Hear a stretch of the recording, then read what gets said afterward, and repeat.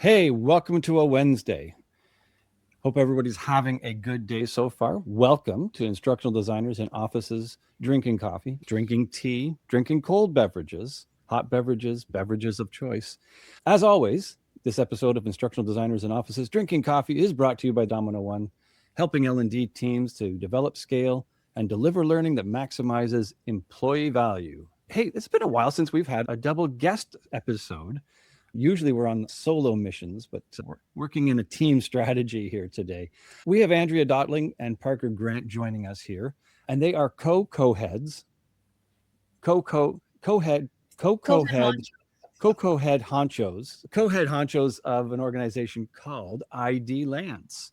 Andrea and Parker, we'll start with Andrea. Tell us a little bit about yourself personally and your time in our space here in the L&D world, etc.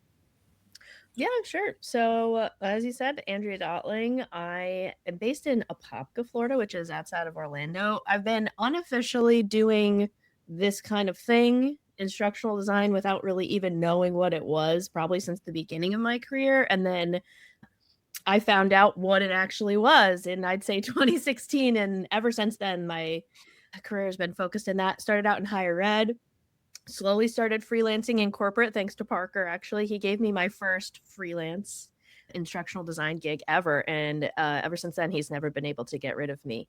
So that's kind of where we're at, where my background. And then I'll tell more about ID Lance later, but then starting in, I'd say, late 2019, early 2020 is when we started ID Lance. Right on. And Parker, introduce yourself to our folks here. Yeah. No, I know Andrea. I would never want to get rid of you. So let's just, make that straight. But yeah, I'm Parker Grant. I'm in the Hartford, Connecticut area. And many times I wish I was down in Florida. But yeah, I've been in the L&D industry for 34 years. Prior to that, I was a mechanical engineer for 5 years. So, like 39 years in the industry. And I switched to freelancing around 2008. And I just have been loving it ever since. And Andrea will talk about ID Lance. We started that in 2020. And I have gone through a share of education as well, getting a master's in ed tech and a PhD in adult learning, and bridging all of that stuff that I've learned into practice has been a joy of mine. And here we are, still going. You've probably seen a lot of things come and go. I just saw a post from a friend talking about, you probably remember, laser discs. Yes. Yeah. For those of you who haven't heard of that, look it up sometime. What that? Overhead projectors. Yes. Film strip projectors, yeah. Yes. No kidding. All right, so that's the two of you, but you are both co-head honchos of ID Lance. Tell us just quickly a little bit about that. Yep. So in 2020, we launched as really just a curriculum and community for people who were already working in instructional design but wanted to go freelance. And it was really like almost, I think it was like a monthly subscription in LearnDash. It was a little bit embarrassing. It's okay. Yes. But they're doing that. We actually were approached by some companies asking like, okay, so you have this community. Do you do learning projects? And that's what Parker had already been doing. And I was working with him doing that stuff too. So we said, sure. And ever since then, we have had this sort of symbiotic relationship where we are growing and mentoring an instructional design community of freelancers. And that could be anything related to instructional design, could be video, could be writers, developers, anything. And we host community events. And it's kind of like slow recruiting, right? Because we're getting to know people and how they interact with each other and those things. And through the community we provide for them, we're all on Slack every day, all day, griping, but also collaborating and just kind of helping them not feel alone. But then at the same time, we collaborate with our community to put project teams together for our client work. So we're giving the community gigs, but then we're also doing really cool stuff for clients. And that could be, we've done everything from financial literacy for a nonprofit to working for a very large global communications company and converting courses and making new things, everything as small as a little in-person or online course, and as big as like entire programs. So we kind of scale up and down utilizing that community, making sure both sides are supported. You get to know people pretty deeply, and that's kind of the best part. Some of the people that we first hired for like their first freelance gigs ever back in 2020, 2021 now have their own full-fledged businesses, and they're hiring other people from our community. It's just kind of really cool to see that happen. Cool. That's who we are. Yeah. So freelancing, obviously a bit different than working directly within an L&D team, within an organization. Let's talk, I guess, a little bit that more broadly in this space. Is it something that we're seeing more and more of? Is it something that's kind of plateaued? Like, fill us in on a couple of data points on that. You want to take them? Yeah, so freelancing is, according to a lot of the market data that we have been seeing and reading, is growing. We are finding more and more people who are not necessarily working freelance as full time, but they are taking the chance to do it on the side, even when they're working full time. So we are seeing more of that kind of thing. And especially these days when we're in an uncertain global economy, people are trying to think ahead, like, okay, what happens if I get laid off? If I'm next, what do I do? So there's a lot of people out there exploring that field. And personally, we have seen growth, through the community, and we have seen many comments in our community about why they chose to do what they did. And so it's validating what the market data is saying. I think even just culturally, I think people are trying, and we support this, and this is kind of like why I started freelancing too, especially as a mom, is wanting to own your own time more, right? Like do good work, help people, but also have more control over your schedule. And like that, can come with some things where like, of course, like you got to treat yourself like a business and finding clients and all that. But at the end of the day, for me, it's worked because I feel like I can do all the things that I need and want to do like as a human. And I think after people were working from home from like COVID and all of that, that people don't want to lose that sense of autonomy, I guess. And then also the security thing. Like, okay, even if you have a salary job, like I always side gigged and had multiple jobs all at once. So I wanted to, like, working with Parker, like bring that to other people and be like, you probably can make it happen if you want to, and have that sense of security, and also like using your brain in ways that maybe you don't get to in your day job, even if you like your day job,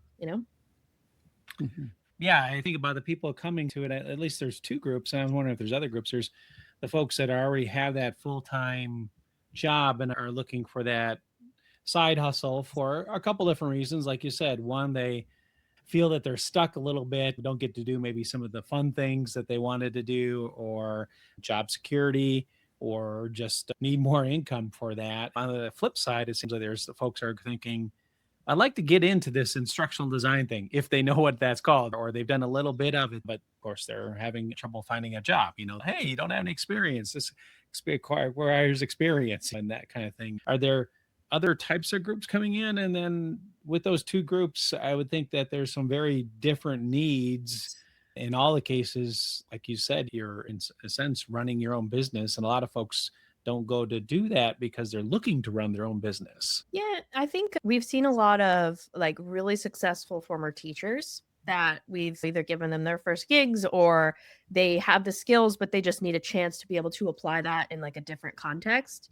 So there's that. And then we do have a lot of people who are like amazing instructional designers who either slowly built up their side gigging business and it became so big that it actually became their main career, and they were able to leave that salary job and they have their own businesses. And then there are people who can be just as successful where they're working for an agency like us or another agency, and they're able to have a bunch of different projects through different sources, but they own their own business, right? But we're able to be that kind of security for them, where they don't have to be going directly to companies saying, hey, hire me, the individual, and give me work. Like we can put together teams of individuals for larger companies. And I see a lot of that. I think I didn't answer your full question, but maybe Parker, I don't know if there's anything. No, you said it well. I mean, teachers are a large part of our community. I think I did a quick analysis of all the names that we had. One time it was like close to 40% of our community are former teachers, and that included higher ed as well. So it was a mix of K-12 and higher ed. And as Andrea pointed out, we've actually had members of another agency doing what we do join our community. And we've actually partnered together on some projects where we would tap into their expertise. Like this particular agency I'm thinking of has a lot of talent in the visual design area when it comes to PowerPoint presentations or any kind of media. There's just a lot of great visual talent there. And of course, they do ID work and all of that. But that's something that we did for one particular client, is where they really kind of emphasized the visual side of things. So it just depends on the client, the nature of the work, and the kind of people that you associate with. Susan in the chat is noting, I've recently retired from my full-time gig, but still want to work. So that's her. Yeah. That was her inflection point, I guess, into working in freelance. So We have, she would be able to find friends in our community for sure. Yeah. Right on. What kind of, I guess, strengths and skills what you need for the freelance world that are maybe heightened or more particularly important because of the nature of the biz that you guys are in? I think that's a really good question. And I think that the first couple of things that come to my mind are self-awareness and the ability to see how you're coming across to other people and how to sort of meet a client where they are and not like overwhelm them with like, I'm an expert, you need to do it this way, but like be able to put that business hat on and really listen to a potential client. And I think a lot of people are really proud to say like, no, you're doing it wrong and I know better, or say no, like that's not what you actually need. But we're really big on like this part of the business acumen where like you need to build trust with people first before you can tell them what to do. So I'd say that that's like probably the number one thing that I think about when I'm trying to talk about like how can you kind of take your business to the next level, like really self-awareness of like how you are. And also for me personally, knowing when to be bold and when to just go for something, even if you think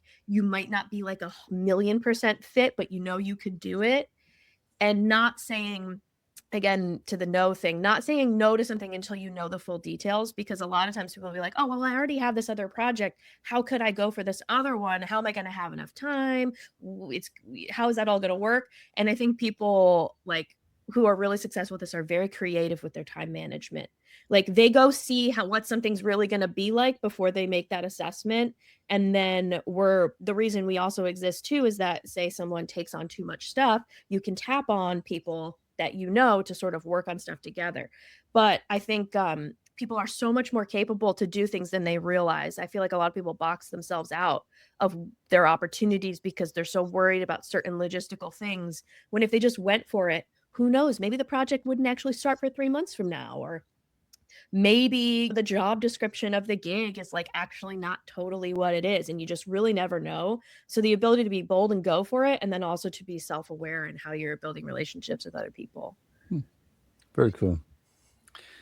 In some cases, the role you're in pushes you because you have to work with the different departments, and it isn't as formally structured on there, and you do have to build that confidence even though you're already hired and an employee at the organization. In other cases you don't. I mean, they just kind of throw it over the wall if you speak or whatever else. They assume there and you don't gain that experience. And likewise, depending on your organization, you may be actually tracking how long it takes to do things and reviewing that and looking to improve. In other cases, you're just doing the work. And in the freelance world, you need to have what the effort really is involved. Mm-hmm. I think when I first did some of my types of projects in that area, you make your best guess towards it there that will sell it within the budget there. If you overestimate, you just do a great job and you learn from it and then move forward there. And so your hourly rate or whatever else you've kind of calculated, because they usually don't want to pay you by the hour, maybe is a bit less. But again, like you said, be bold with some of those things, and everything is a learning opportunity. Yeah, and the power of like repeat clients, right? Like that's how the kind of the basics of being able to maintain a business like this is just being able to develop that relationship where they want to work with you again, either because you're a delight to work with, your work's so good, like you want to like reduce any of those barriers of like bristliness so that you can not to be and that doesn't mean being a pushover. We talk about building trust, but then later, after you've built that trust, being more consultative and providing even more value in that way. When I was thinking, you get a lot more potentially. This is the exciting and challenging part of, you get a lot more variety. I think when you're in an organization or you're in higher ed, you're kind of in a structure. You maybe been using one tool or a couple tools there, whatever that tool set is, doing it one way. And then when you get out into this, part of it is you need to push yourself to explore and look at other things, because almost always the way you've been doing it, there is a better way for what you need to do. I mean, you could reuse things, you could single source design. There's all sorts of things that you maybe never had an opportunity before or didn't have the approach to before, that I think it sounds like maybe tell a little bit about what that community can bring to these folks, or what do the teachers get out of it that maybe some other groups don't, or something too. That was a question, right? Yeah, I was curious, as I imagine we got people coming from all different things, and Yeah. how do you kind of meet the needs of those, and what are some of the needs that people like, wow, people from this group, they really benefit from X, because that seems to be the gap that they have, and they're able to meet it. Yeah, I would say for both. So the advantage for the people, and I'll be like really clear, to be a freelancer with us or in our community, it's free for them. It's not like, this isn't like a paid membership for, you can only be in our Slack if you're like paying us money. Like it behooves our client work to have as many cool people as possible that we're in communication with all the time. But I think what I usually hear people who are on the freelancer side say is that they feel sort of seen and supported, even just like being with other people who are trying to do the same things. And then also, like, you could ask literally anything in our Slack or in an event, and we have not, knock on wood, because I will kick them out if it starts happening, we have not had any sort of like mean people or bullies or anybody like, and if that happens, it's happened maybe once or twice, like they're gone. Like, we just don't tolerate it. So it's a really, really safe space to ask about everything from like health insurance. What are you doing with your retirement? I have this crazy client situation. What should you do? How did you find clients? And then, other freelancers hiring other freelancers when they take on a bunch of work. So it's like, you could, when I was starting to freelance, that's what my problem was, is like, I felt like I had to kiss a lot of butts to get any information or to like make connections with people. And then if you say the wrong thing or do the wrong thing, and these like people on LinkedIn who are like almost celebrities in the industry of whatever, you're so scared of like doing the wrong thing and then being on like the blacklist or whatever. Like, we wanted to cut through all of that. So on the freelancer side, that's what's up. And then for the clients, we've tried to, like, our whole thing is that we're not just setting and forgetting stuff. And the people that we're putting on projects, we know them. Usually, like, we know what they're like, we know what their skills are. And if we're branching out and getting people outside of the community or whatever, like, we're not willy-nilly adding people to stuff based on their resume. And then the entire time that people are working with us, and then even for the clients, like, it's an open door. Like, you can message us. We usually have, if it's a larger project, we'll have like a project manager, QA, and then we're aware of like what's happening at any given time, which for the clients, that means we can get a new person, we can scale for them. And then it's expected on their end that like whoever new comes on is going to know what to do, because we're going to tell them. The client's not doing all this re-education and reorientation, like that. We take that on. And we try and stay like as super down to earth with them as possible. So there's no like bureaucracy or bloat. We're not going to make them pay for a whole project team if really they just need one or two people. Like, it's really dependent on what they need. And sometimes clients float between, hey, we have this larger project, but then we also have this little one. And then we also like have this other thing. And then we talk about, okay, is a retainer better for you? What makes more sense? Because then they can have a graphic designer one week and ID the next. So we say as like literally flexible as possible. I posted this corny thing on LinkedIn the other day that was like, oh, if somebody comes to us and says we need 37 courses in a month. Oh, wait, no, we actually can do that if they need that. Like, a lot of people would be like, that's not the right answer, but sometimes it is. So we just try and stay as like kind of agile as possible and just like try and make everybody feel comfortable working, because the more stiff everybody is, the like less efficient everything is, I think. Mhm. I think it's important that we have more of that relaxed social atmosphere with our freelancers, especially when we have these projects that could be very, let's just put it this way, globally visible projects with high level attention kind of projects. Mhm. And it, in normal cases that might be feeling like it could give a lot of pressure to people. But when we set up the teams within private channels in our Slack community, Andrea and I are always in every one of these, and we have the PMs or the program manager, overseeing the projects. But once in a while, things might feel like a little bit tense, but we throw in a joke once in a while. I mean, we just kind of try to bring in the humor, helping people feel relaxed and feel supported. There are times when you may have an issue that may come up from a freelancer and the client. And, Andrew is really good about assessing the situation. How do we respond to the client in that case? And how do we work with the freelancer to continue the work? So we really like to make the whole situation as comfortable as possible. And also, when we work with clients, we kind of try to get into their flow of work rather than try to ramp up, take months for onboarding, whatever. We just want to jump right in, help them, and then just leave when they're done with us. Mhm.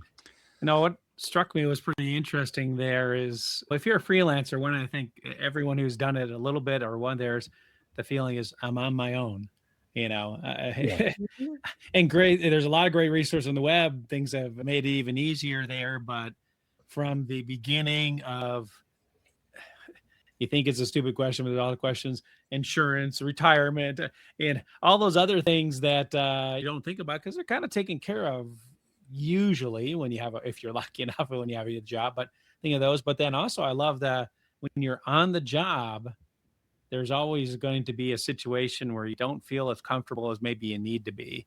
But then having a resource where you can riff off that, or is potentially part of your team, or you need that other resource and that can help make that easier when you're, instead of being stuck of, geez, who do I even reach out to and stuck at that spot?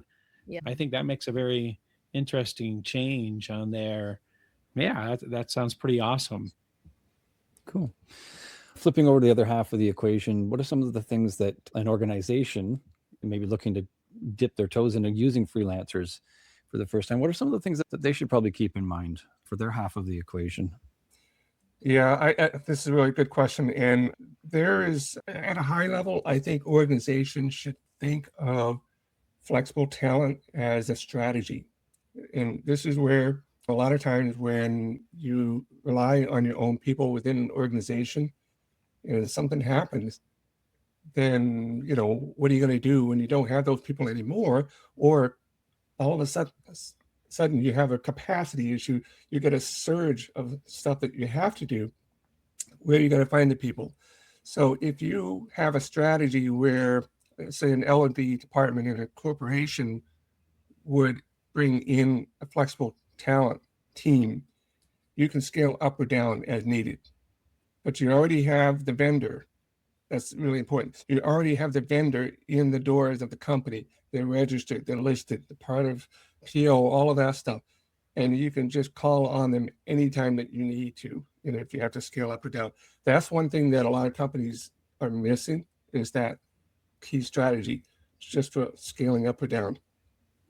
And what about the relationship then? Does it end up being different than having an internal employee? Like if you're an L&D manager and this is the first time, what are the kind of the relationship differences, or are there any? So it depends on how frequent the work is, right? But usually it's one of us how owns the main relationship with the client. So it's just like, hey, tapping you, I need this and this by this date. Like, who do you have? Or sometimes we're in a retainer situation where we're giving them a weekly update through our project or program manager of like, hey, this is how much you have left in your retainer. Is there anything you need? Or if there's something ongoing, we're giving them like they're getting like an update of like what they have left and what's going on and the different updates on all the different projects. So It kind of really depends, but what it often feels like on our end when we have that kind of relationship is like, hey, what's up, guys? Like, what's up, best friend? I haven't talked to you in a few months, but we kind of need something from you. And then they're like, we have this going on. Can you help? And then we just get the details from them and put a project team together. When we have had, and this has happened a bit too, repeat work with a client, a lot of times we'll keep the same team or like the same people, and they kind of become experts either with that platform or with that client or and whatnot. And then if one of those people goes and like, oh, I don't have capacity for this new thing that came on, but I'm usually working on this kind of thing, then our community is awesome. I keep saying community so much that it sounds like a cult, but it's not. I promise it's not. Well, they there's- both start with C. Yeah. There's like usually like a handoff or a communication, or we have documentation so that another person joining on would be able to catch up. But from the client's perspective, their relationship is very consistent, either with a project manager or one of us. And if they are working directly with some of the designers, and that happens too, of course, then we're all still aware of like all the communication that's happening. It really honestly depends on what makes the client feel comfortable. Because some people just want to hand something off, get a weekly update. When do we have to review it? And then some clients want to be involved with like every single meeting and every single thing. So it kind of just, well, it's their comfort level. We have a comment in there. Christine had said, hey, what about those who wear multiple hats? I'm a freelancer with a client that wanted a partner who could design and develop. Are we welcome to join? Yeah. I figured the short answer was, yeah, it seems like you're a very welcoming community and there aren't any parameters because you've talked about, you got people that like the classic teachers wanting to shift gears and experts or retired folks that wanted to keep working or start to expand their business. Yeah, and we have people in there who are in like partnership LLCs where there's two people working together, and it's also just like anybody even remotely related to the field, because this kind of work, like it could mean anything. It could mean writing, it could mean making videos, it could mean making a workbook, like you just have no idea. So yeah. So one of the common things that I think a lot of freelancers don't realize is that they can tap into our community for extra support, partners. If an ID needed a graphic designer, they could just call into the community and say, hey, anybody out there really good at making graphics?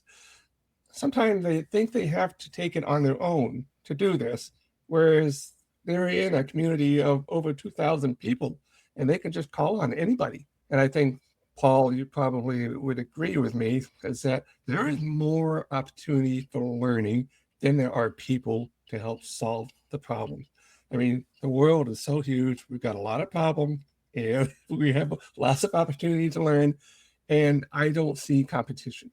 If there's anything when it comes to other LLCs or businesses or whoever coming into the community, have at it. Just, do what you got to do. So it's all about serving our clients and saying yes as many times as we can.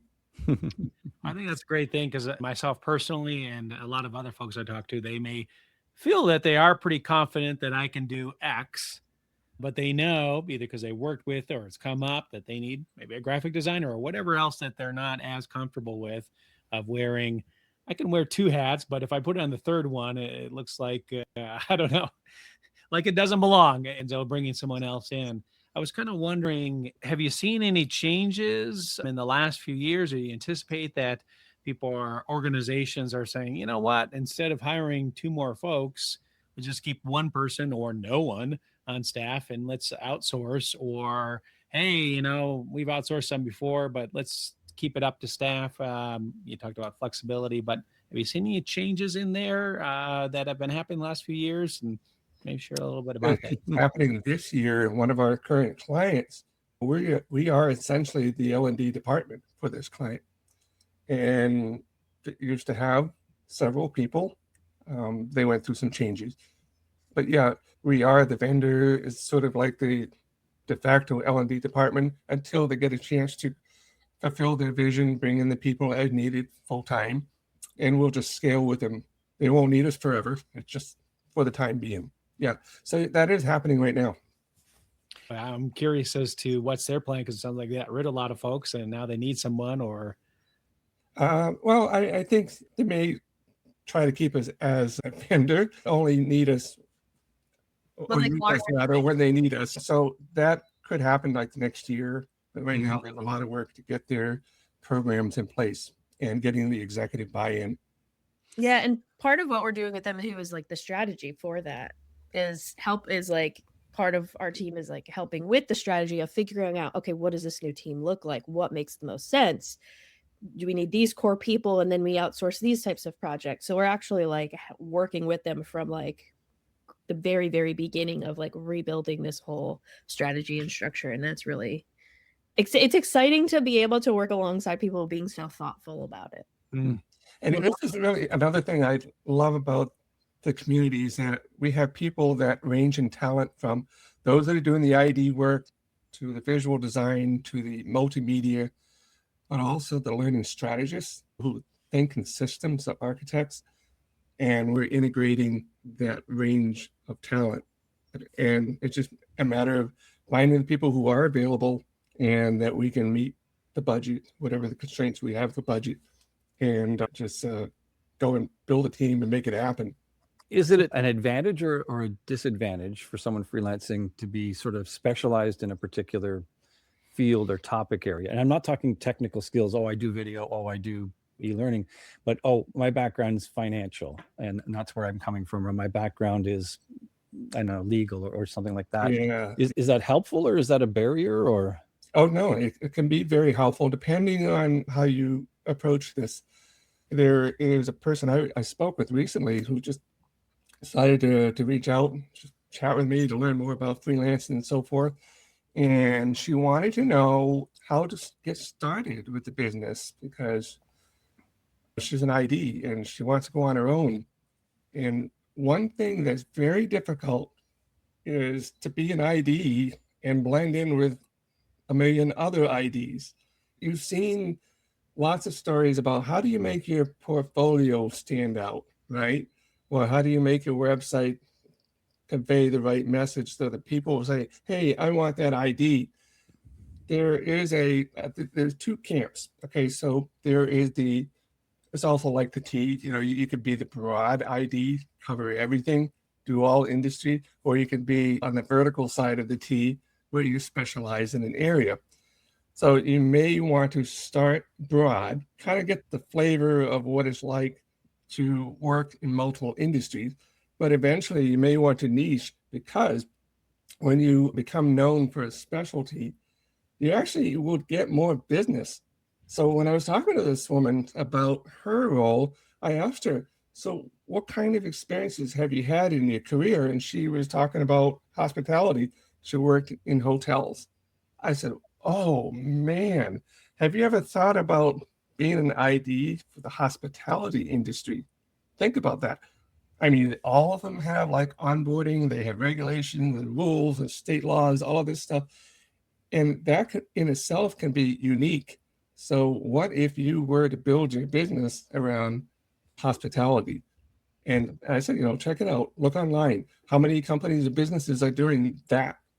And so anyway, we got the conversation going. And so, yeah, you can do well if you can just make sure that the niche that you're looking at, there's a market for.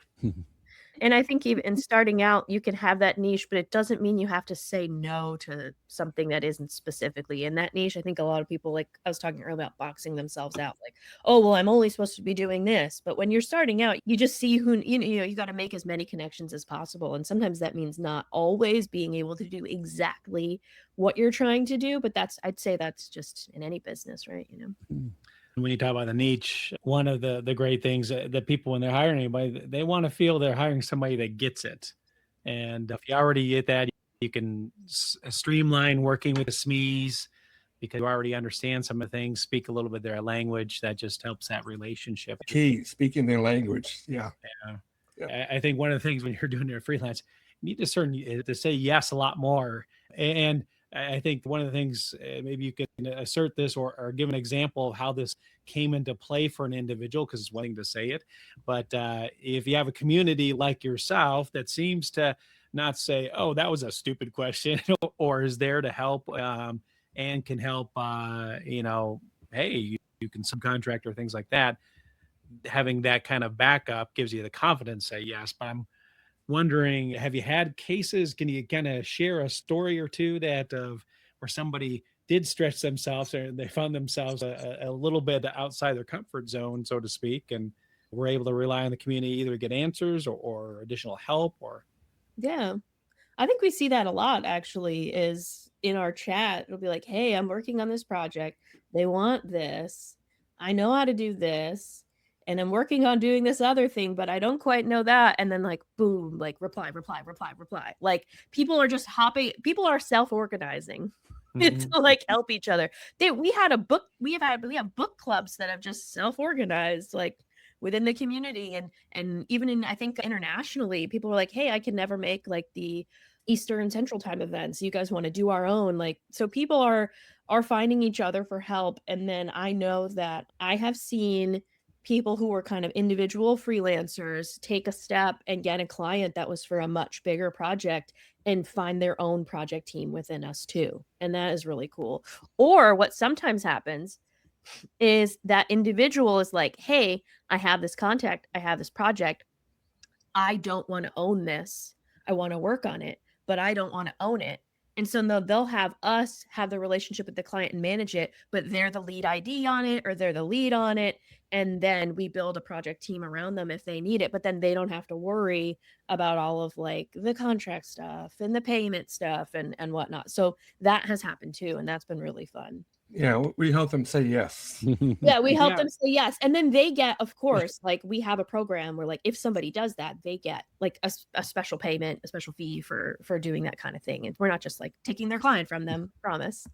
But then they often like, because sometimes people want to grow their business, but it's just not the right time for them. So they want to do the work, but then we can kind of be that help there.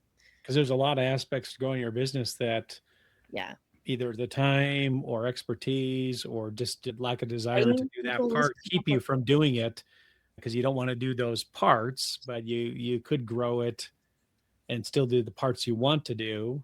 I Mhm. mean, obviously you're paying someone to help part of it. You're not getting the whole enchilada, but you don't want the whole enchilada because that's too much to eat for you at this point. Yeah, I've seen many times where a freelancer would turn down work. Yeah. I'm just baffled. I understand why they might say no. One is, oh, I'm in a project right now. I'm not available for the next 4 weeks. Andy and I try to work with these people, say, hey, look, all right. One thing you might not want to say is you're not available for the next 4 weeks. Say yes. And then you figure out how to get the right people to partner with you. Because it might for not the even job. start right away. Yeah. Even Exactly. EXP How projects. many don't? Yep.